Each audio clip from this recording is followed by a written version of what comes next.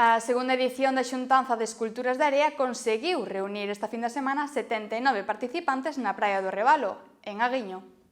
O sábado 19 de xullo, máis de 70 participantes e case 300 persoas reuníronse neste areal para dar forma ás máis imaginativas figuras feitas con area. Dende unha impresionante queña martelo ata sereas, cangrexos ou un dragón de Corrubedo, as esculturas destacaron polo seu enxeño e traballo en equipo. O nivel é impresionante, calquera que se acerque a ver o que fixeron estes rapaces en menos de 4 ou 5 horas vai quedar abrallado. Desde o Concello de Ribeira simplemente podemos darlle as gracias a todos os nenos que participaron, tanto a eles como as súas familias, que nos fixeron pasar unha mañán que, aínda que o tempo parecía que non nos iba a acompañar, nos respetou e foi maravillosa para todos. A actividade ten moitísimo éxito, creo que sorpréndese sempre os pais de facer as figuras que fan.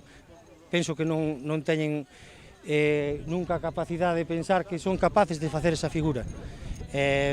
Para min é un verdadeiro orgullo e ojalá isto existira moitos anos. Este ano a Asociación Ámbar foi a encargada de valorar as creacións, destacando as tres pezas principais: Martín o Oso, o elegante extravagante con colmillos diante e o dragón de Corrubedo.